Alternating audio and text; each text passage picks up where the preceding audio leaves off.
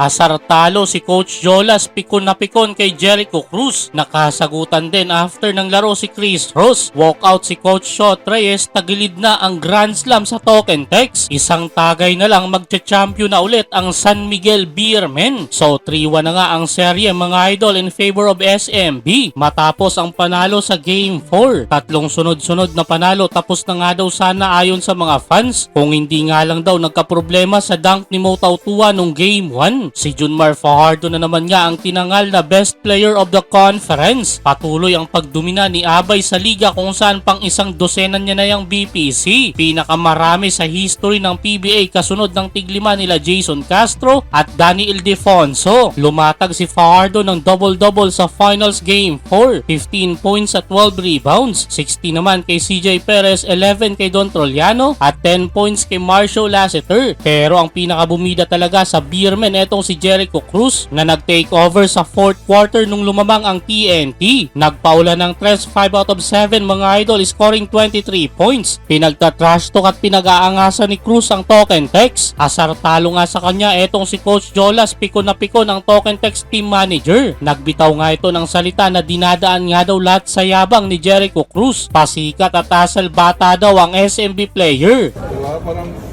bastusan eh. He was showboating eh.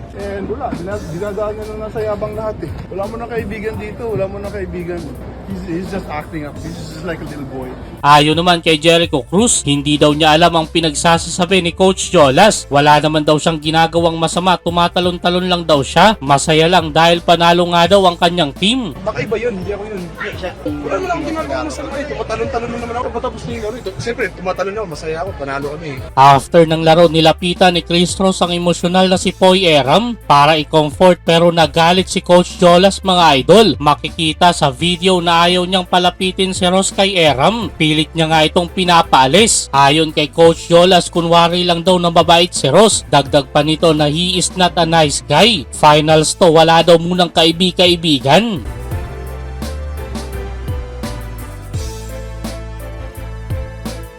Sa girian naman nila Wami Chongson at Almond Vosotros, eto naman ang naging sagot ni Chongson. Kaibigan ko naman si Almond, wala lang yun na lunahan niya sa akin, so bumawi lang ako. Okay. May natira pa ngang oras sa laban ng Game 4, nag-walkout agad si Coach Shot Reyes mga idol. Sa kanilang sitwasyon with 1-3 sa series mukhang tagilid ang inaasam na Grand Slam ng Token Text Tropang Giga, kung saan isang tagay na nga lang ng San Miguel Beermen, muli na naman silang maghahari sa Philippine Cup. Sa tingin nyo mga idol, makakabangon pa ba sa serye ang TNT? I-komento nyo na lang yan sa baba at babasahin natin lahat yan.